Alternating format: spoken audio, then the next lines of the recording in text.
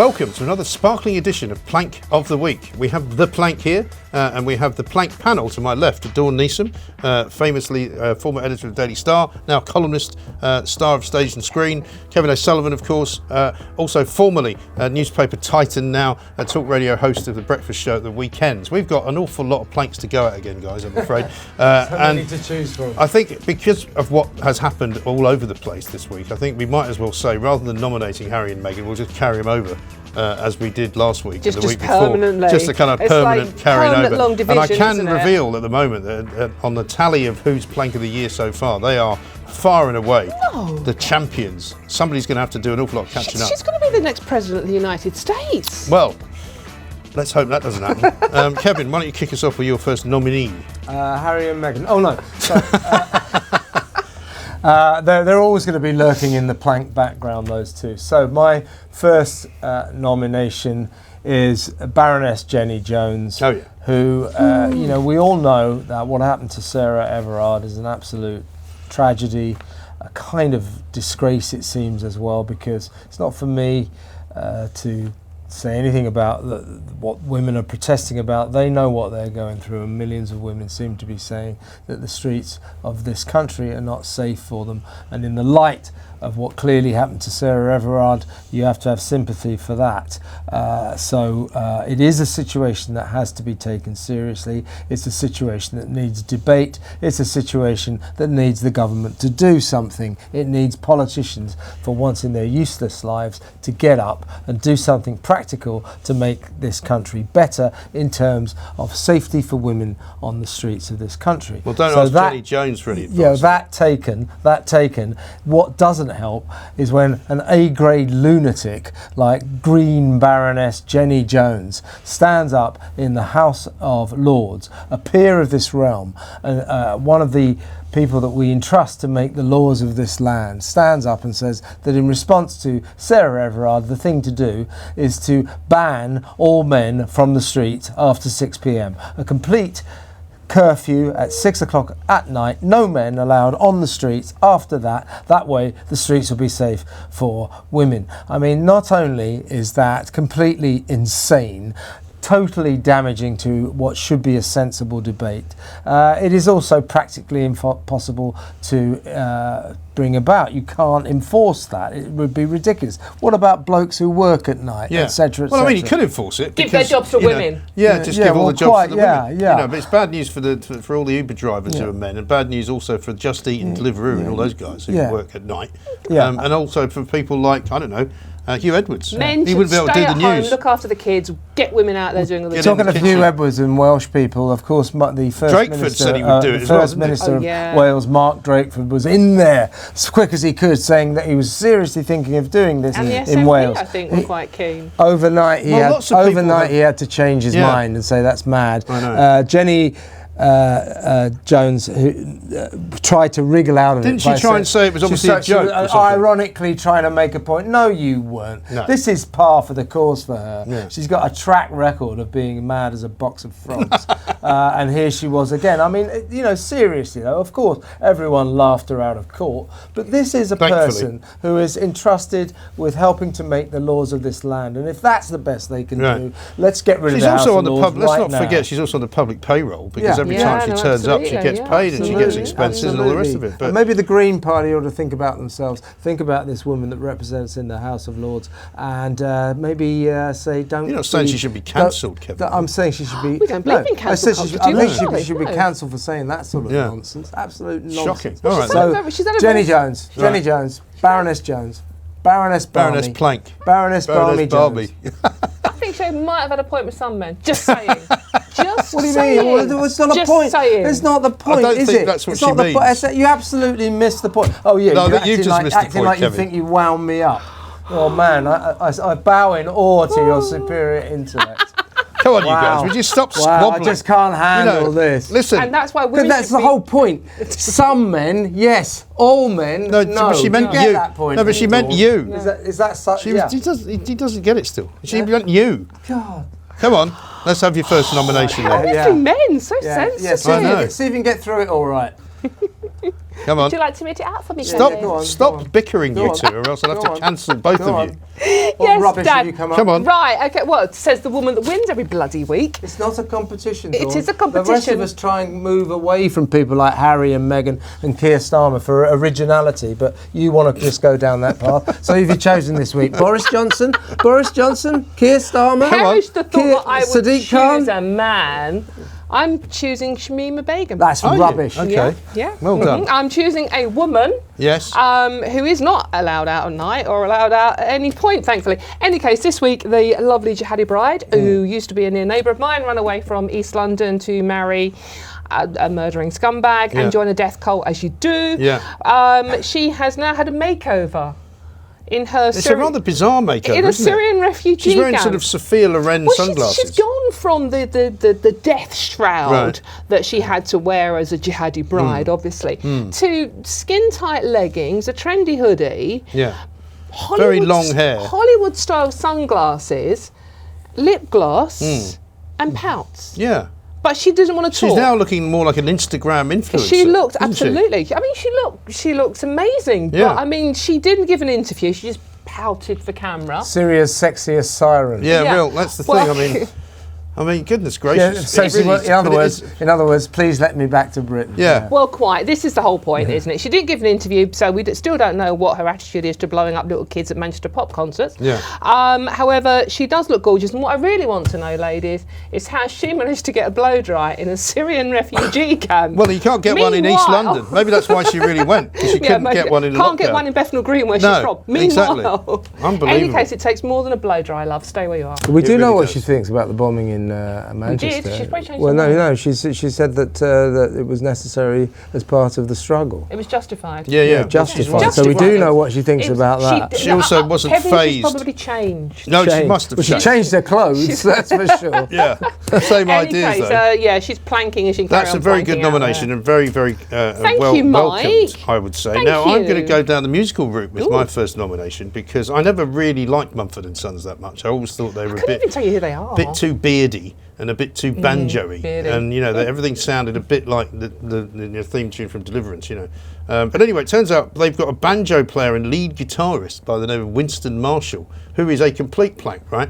Now, initially, I was quite surprised to see this because normally you wouldn't expect it from someone who is, you know, in the creative industries, right? But he basically tweeted out on the 7th of March that he had read the book written by Andy Ngo, who's I think it's pronounced No, isn't it? I think the G Very is silent. possibly. But he's basically an anti-Antifa American sort of Right, polemicist, okay. right? Nice guy. Who is a really decent guy by all accounts Mm-hmm. from people who have met him. He's been on Julie Hartley-Brewer's show. He said he's written a book called Unmasked, Inside Antifa's Radical Plan to Destroy Democracy. Finally had the time to read your important book, said Winston Marshall. You're a brave man. It turns out that he was also a brave man for doing that because he gave any kind of succour and comfort to somebody who's considered to be very right-wing, when in fact you could argue that he's not any more right-wing than an awful lot of other people in mainstream sort of politics, right? He was absolutely given pelters by his fans. People from Mumford & Sons were deluging him with abuse. So much so that people started saying, "What is it? All he's done is endorsed a book. He's read a book. He's read a book. What do you want to do? Start burning books now?" Anyway, it only lasted a couple of days because he then had to completely reverse ferret himself because his band basically told him that he had done the terribly wrong thing. And listen to this as a piece of modern day wokery. Over the past few days, I have come to better understand the pain caused by the book I endorsed. I have offended not only a lot of people I don't know, but also those closest to me, including my bandmates, and for that I am truly sorry. As a result of my actions, I'm Please. taking time away from the band to examine my blind spots. What? Huh?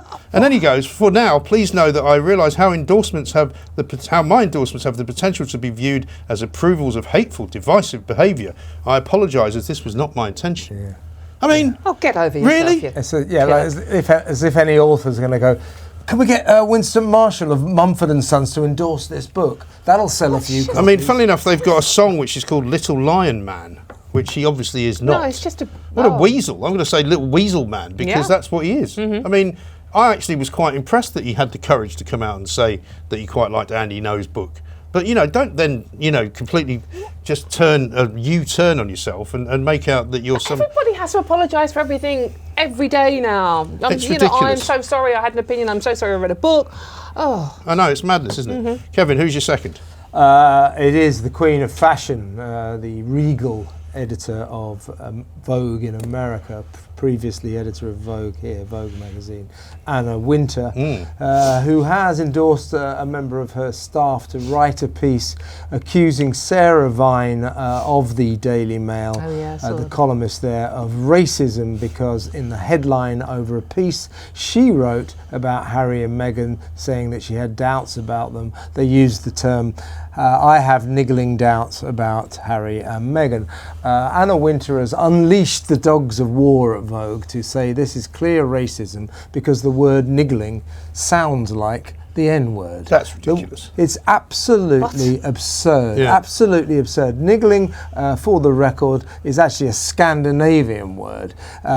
So we can't start banning words because they sound like other words. Yeah. That's crazy, isn't it? It's symptomatic of the insanity that is pervading the world right now, and is particularly pervading Britain and America. And Anna Wintour, who is desperately trying to prove that she's the queen of the wokies.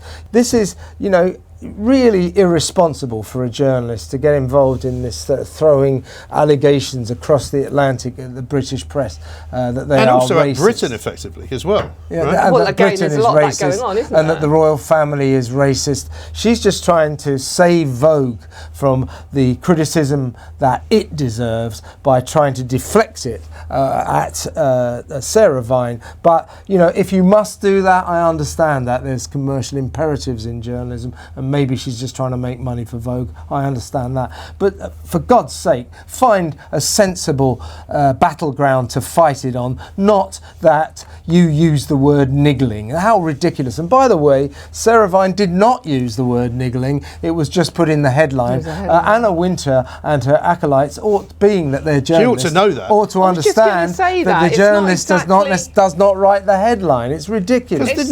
You'll know more about this probably than me, but did she not come from a Fleet Street job? Yeah, her dad was Charles Winter, who was editor of the Standard. Right, but was she not some? Was No, she not like a fashion editor somewhere? There might be a bit of nepotism involved there. But it's like the point we made with Oprah Winfrey last week. The point of journalism is you research, you prepare, you actually know what you're talking about most of the time. Okay, most of the time. Like we do. Like we do, obviously. And obviously, if you're going to accuse somebody of that, at least look up what the word niggling means. Who's your second nominee, Dawn? Oh, another new entry, I think. I'm not sure he's been nominated before. Hugh Grant. Have we had Hugh Grant before? Oh, I think he was on the list last year. Certainly, okay. he certainly made it into the top 20. I Good think, to have him last year. back. Good to have him back. Welcome back, Hugh. Welcome We've back. missed you. Any case, Hugh Grant has given an interview, finally confessing on the fact that yes, he did cheat on Elizabeth Hurley with our own prostitute Divine Brown in Hollywood all those that was ever years any ago. doubt. Yeah, well, no, Well, no, he's never spoken about it though, personally, has it? In any case, he has come up with the reason for it, and he said he did it because he was in a bad frame of mind. Yeah, he was in a bad mood, wasn't he? He's in a bad mood, but grumpy. Yeah. Which means you two should be in a brothel permanently. Well, absolutely, you channel grumpy. Any case, he'd just been to see his 1995 movie 9 Months. Which I haven't seen. No, he hadn't been to see it. I'll tell you where he was. He was in the Four Seasons Hotel because it was a Friday night, and on the Saturday I was due to go to the Four Seasons Hotel and conduct what would have been a very lucrative interview with Mr. Grant, and I never got it. So I've always hated Divine Brown for leading him astray. Right, okay. Well, he said he went out, he was depressed by the movie because it was a bit rubbish in it, so he had a Ken Russell kind of lunch. What's that mean, Kev? A large number of bottles, I think, would have been consumed. and then was a bit grumpy, so he went and paid a prostitute. So is he on also Sunset now saying Boulevard? that not only did he go and that? visit a street hooker prostitute, but he actually took a bucket load of wine in before he actually got in the car, Ken Russell kind and then of drove lunch. off in the car because he drove the car. Because they was stuck him driving in a the car. hotel for the junket, for the weekend junket, and I saw the film. I had to go on the Friday night. I don't remember that film I at all. did 9 months. It starred Tom Arnold, Roseanne Barr's husband. Yeah. Is it really bad? Oh, it's terrible. Okay. So I had to go and see it the night before in preparation. So we all had to go and watch this film in preparation to interview, among others, Hugh Grant. Of course, those interviews were not about to take place. It transpired. Oh my God, that so would have wasted been an our time. interview. That's 2 hours I'll never get back watching 9 months. In any case, as great excuses go, that is. I know. And what was funny was when that story came out, is because Liz Hurley was, I think, talking about it on some podcast, wasn't she? And people were going, "Why are you dragging all this up again?" Because, of course, because he's a big sort of. He's big supported by the wokeries and the sort of Remainers. Yeah, he's got a big. Because if you remember, he hacked off. He got himself into politics and became one of those really annoying Remoaners, right? And do you remember he endorsed about three or four different London MPs, all of whom lost. Lib Dems, Labour, that's right, hates the Tories, you know. And he just always plays Hugh Grant, doesn't he? Yeah.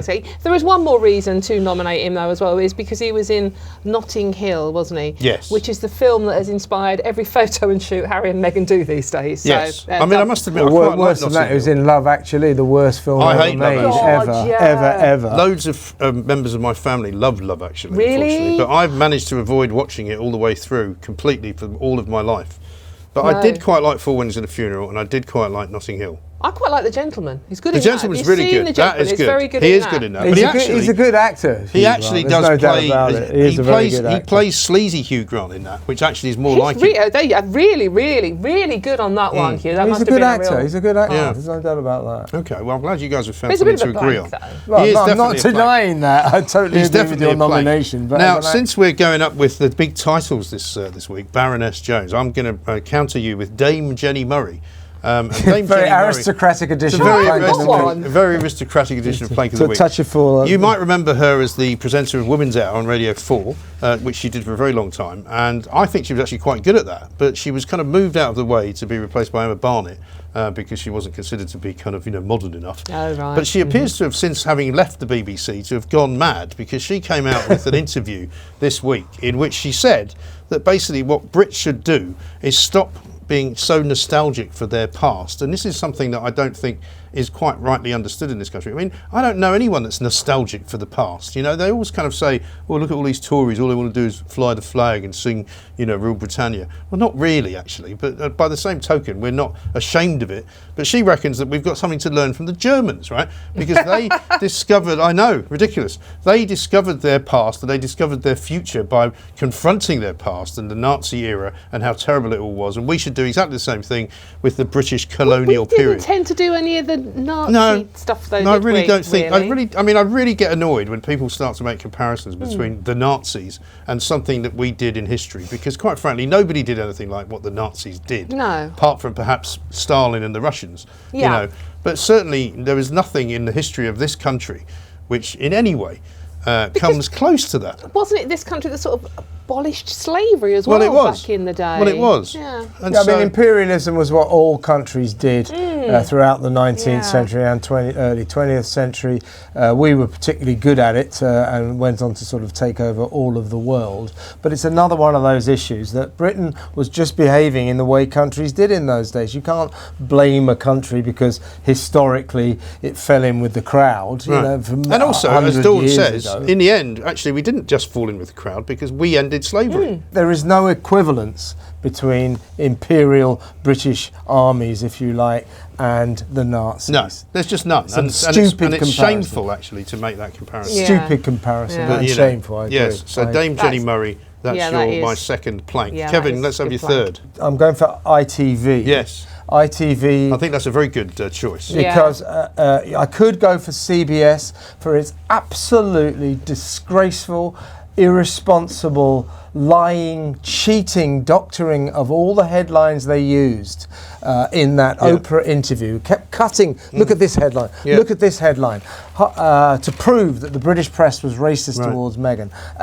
Half those headlines weren't even from British newspapers. The New York Post loomed large in those. As did a bunch of Australian. And B, and Australia as well, Mike. You're right. And B, they doctored and changed the headlines to make, or took out the relevant bits to make it look as if the Mail had been racist. So there was one headline that said Meghan tainted the royal seed, and that's what they put up from the Daily Mail, as if the Daily Mail was saying that. And actually the headline said Meghan tainted the royal seed, says far right extremists in outrageous slur. ITV picked up all these lies that CBS had brought about by changing these headlines and taking in headlines from other countries to say they were written in Britain, to put across the image that Britain was indeed racist, and probably that means the royal family's racist. And ITV slavishly just left all that in.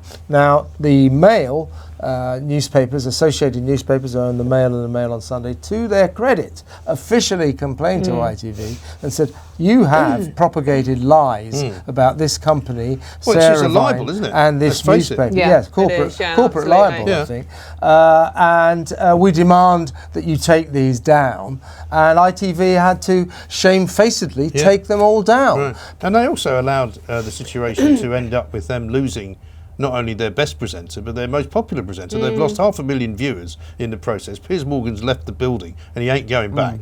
And he's going to be more damaging to them outside of ITV because he'll start doing a show somewhere else and they won't have him anymore. And also their share price went down.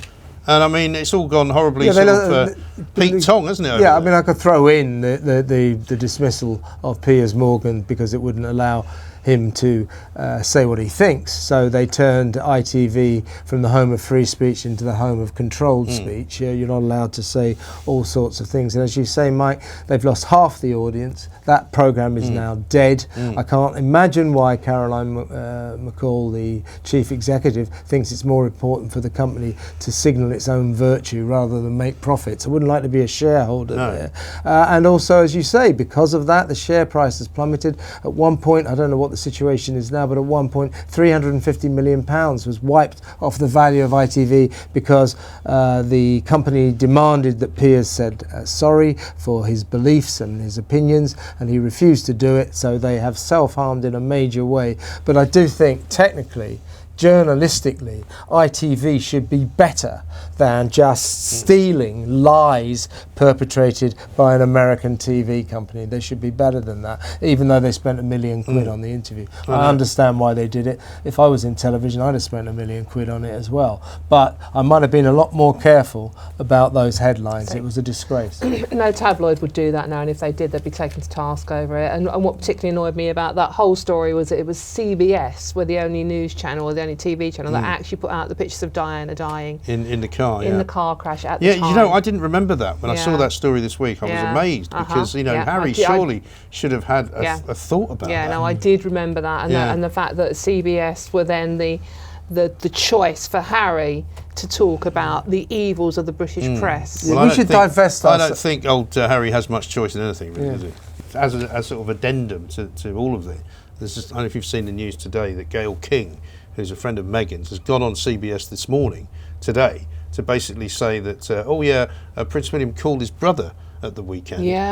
But their conversation was not fruitful, was the word? Productive, I think was the phrase. Now, that tells you an awful lot, because what it tells you is that whatever happens now, whatever the royal family tries to do with these two, it's going to get leaked to CBS. And CBS are going to have a running commentary on the internal workings of a family and its own troubles. I think that's pretty disgraceful. Which means at the bottom of this were those... And these are the people who want privacy. Exactly. The two brothers, though, who really should be trying to build their relationship, because it is important. It was so important to their mum, being serious for a minute, will never be able to build the bridges and get back together because it's just going to be on CBS she won't allow the whole time. Well, she won't allow it because it doesn't play to her strength, does it? Her strength is to cause division. Her strength is to take Harry away and complain about how terrible it all was. It's not for her to get back with the royal family. Breaking Diana's heart. She's so self-obsessed. Incredibly will not allow a single thing to be said or done about her without reacting and sending lawsuits and phoning ITV to say you can't say this. Piers can't say that I lied. He should be able to say that he thinks you lied, Meghan. He shouldn't be able. He can't say she definitely lied, but he's got the right to say, in my view, she lied. Yeah, exactly right. What's your final nominee? I'm going to lighten the mood a bit. Shall I, boys? Go on. Sure. I'm going to do Willies. Willies? Willies. Willies, yes. Actual Willies? Whose Willie is Plank of the Week? Whose Willie is Plank of the Week? Well, there's a lot of choice, isn't there? And this is Marks and Spencer's. Look, I love you, Colin Caterpillar. Brilliant. Who's Colin Caterpillar? You don't know who Colin Caterpillar is? No. Oh my God. Kevin's not up to speed Oh on my these God. modern day. Percy Pig. You heard of Percy Pig? Those are those the little sweets. horrible sweet things. Yeah. Well, Colin Caterpillar is a Green Wrigley version. This is shocked customers. Got some unexpected tips. See what I did there for Mother's Day with our with rude-looking pink chocolates. They are very rude. They are meant to be tulips, and if you've seen them in the box, they've got sort of like drawings of like leaves. Where's the stem?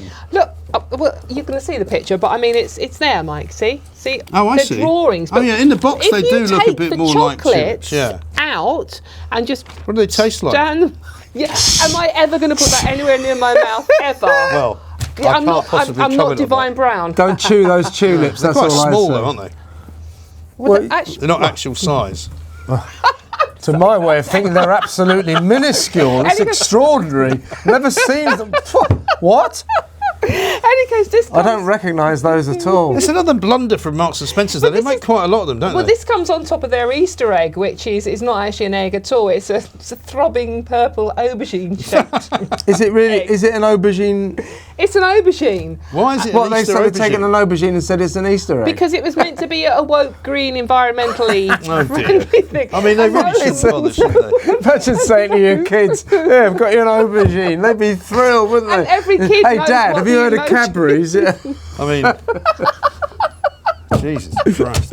Anyway, I'm going to have to go and buy one because I'm just going to try. Well, I imagine they'll be in the bargain bin now, won't they? Bargain bin. So these are for Mother's Day as well. Imagine giving your mother. Yeah, Mum, have a pink. Yeah, Mum, you've seen. looks a bit like a your willy. mum, Here you go, Mum. You've seen that sort of thing before, haven't you? Not for a long time. Yeah. Oh, who has love? Any case, no, I didn't buy any for my mum, but I am tempted by the aubergine Easter egg. I'm going to go and have a look for one of those, I'm sure. Now, my final nominee is Cressida Dick, because obviously it's been a big story. Seamless link. Thank you. Thank you. It's been a very busy week, hasn't it, for news? And one of the big pieces of news over the course of the weekend, of course, was the demonstration, vigil, protest that took place at Clapham Common following the horrible murder of Sarah Everard. You know, the vigil was supposedly not going to take place, then it did take place. And the reason I'm putting Cressida Dick up as a plank is because I think there were lots of different ways that could have turned out. And the way that it did turn out, and I know that, and I mean, I basically said this on Monday, that I think everybody involved has some kind of blame to share, because the people who started shouting at the police and started chanting at the police and chanting F the police and all of that was pretty unedifying. But if the police had been given better instructions, i.e.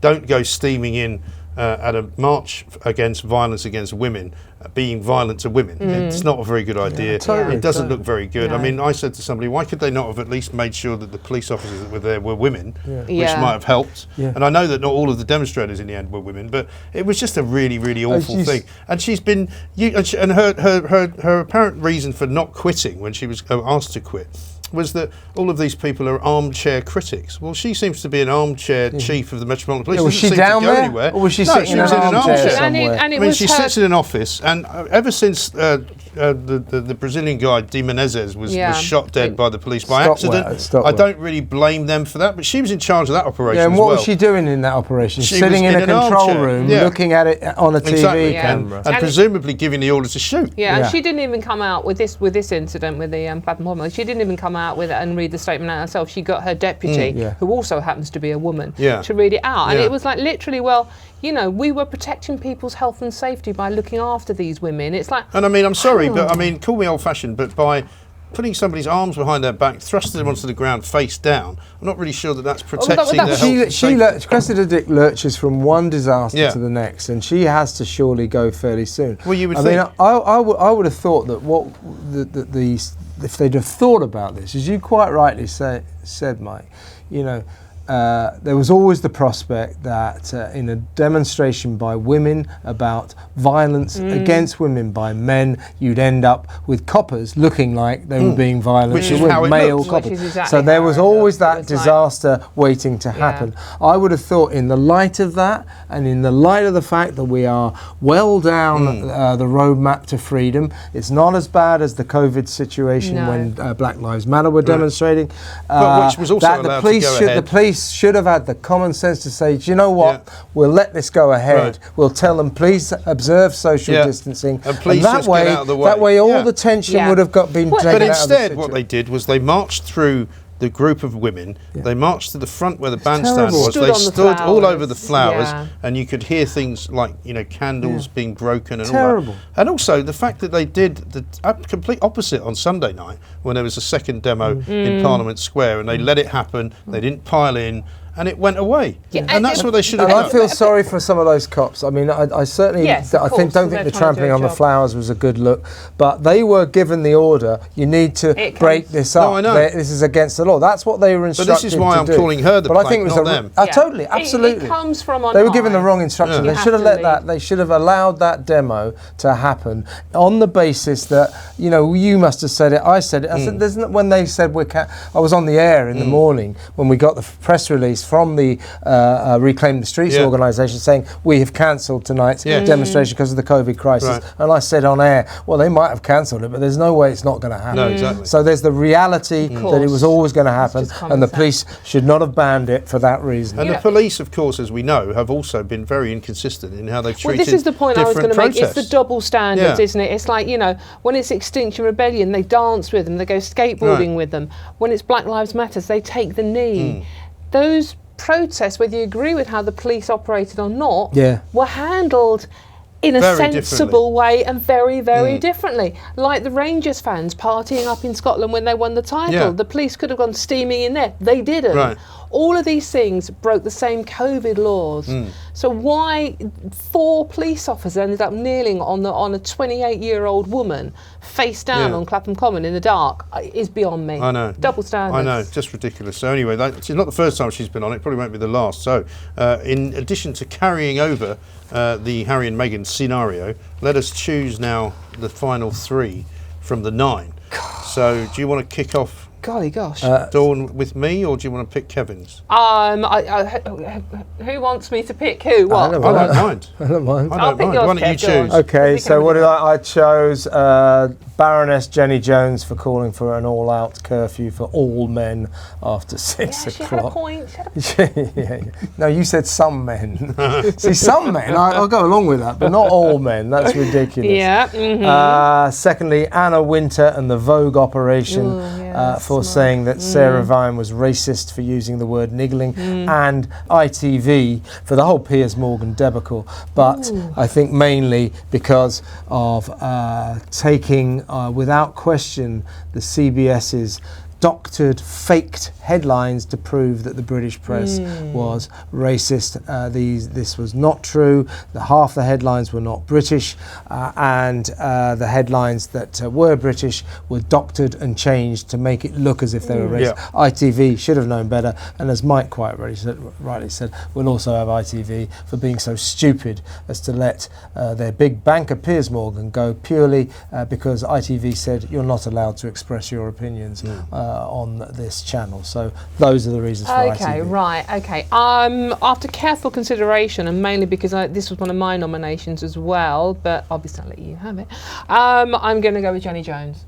Because Really? I think, I am, because I think what she said was not, it was stupid and you can have a laugh about it, and we have. However, it was dangerous and divisive, and it's got certain groups of men going, bloody women, you know, it's not a good thing. It's really not done the women's movement any It favours, hasn't has done it? women any favours, hasn't done men any favours, and so I think for that reason alone, It was just a startlingly moronic Yes, moment. it This was. country is turning into a moronic inferno, Yeah. and it is morons like Baroness Yeah. Jenny Jones who are lighting the flame. yeah. No, so quite I'm right. going to go for her. Okay then. Mm-hmm. Kevin, you want to pick mine? Yeah, sure, mate. Mumford and Sons guy, Winston Marshall, yeah. Marshall, Jenny Murray and Cressida Dick. Well, because I think it's the most topical, and because I think we cannot take yet another Cressida Dick scandal. How many more times? It's not just her. It was the predecessor was almost as bad. That Bernard Hogan Howe, idiot. yeah. I mean, these He's police ended up chiefs- in the House of Lords as Yeah, well, hasn't he? of course. These police chiefs Says it all, that doesn't they it? appoint at the Met are turning the Metropolitan Police into a disgrace. Yeah. And it didn't used to be like that. It's nothing to do with the officers on the front line. It's always the idiots who are running the show. And Cressida Dick is a walking accident, and it has to be stopped. So I'm going to go for Cressida Dick. Well, that's put 2 women in the final top this is 3. really unusual. It's an interesting week.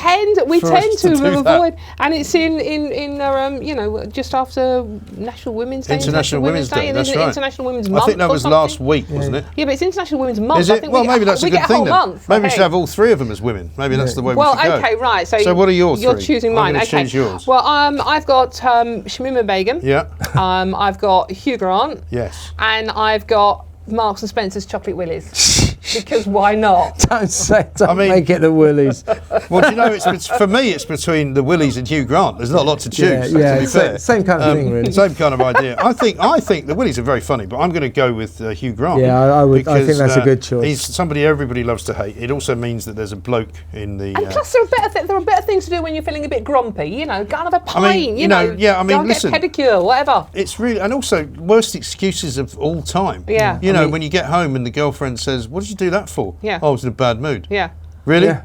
Tell you what, Hugh, I'm not swallowing it. Yeah.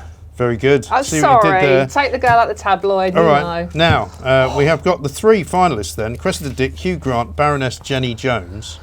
Because it's more important, Cressida Dick will get my vote. Yeah. I think that's a unanimous. I have to agree, yeah. Unanimous. Yeah. So should we give, just to split them up, should we give Hugh Grant number 2 and Jenny Jones number 3? No, I think Jenny Jones has to get number 2. Yeah, no, I do. Jenny Sorry, Jones yeah. Hugh Grant's really not that important. Okay, then. It was just, Yeah, you're not even important enough to be Plank of the Week, pathetic. Hugh, I'm No. afraid. Yeah. But listen, You're not even a Splinter. Splinter of the week. But here we are, Plank of the Week. I'm proud to announce that for a pretty awful weekend's work, Cressida Dick, head of the Metropolitan Police, you are Plank of the Week. We'll see you next time.